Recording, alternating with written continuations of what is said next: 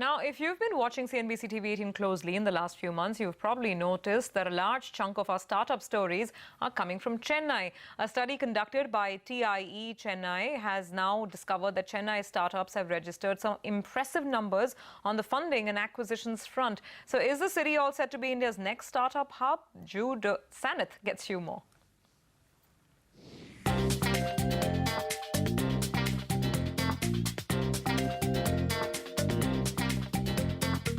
An Uber for trucks, apps for unused tickets, and stock photo websites with a difference. 2016 has already seen Chennai startups break new ground. A study by TIE Chennai has revealed that the last 2 years have seen angel investors fund 18 city startups. A chunk of these funds allocated for the enterprise software and online space.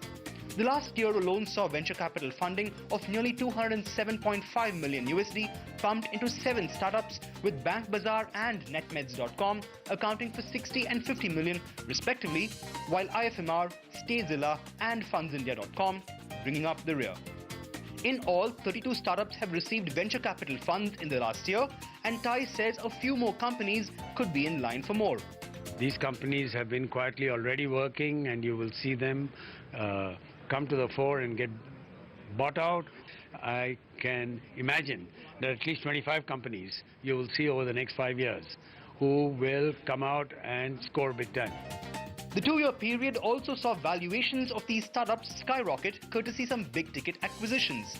These include jewelry e-commerce portal CarrotLane.com selling out to Titan for 357 crore rupees in May, and Ola Cab's buyout of location services platform Geotag for an estimated 150 crore rupees late last year.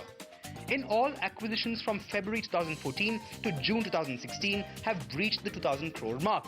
These numbers, TIE says, could mean that Chennai has emerged as a credible startup destination. The way the position is measured is in terms of absolute numbers of startups that have been started here, one.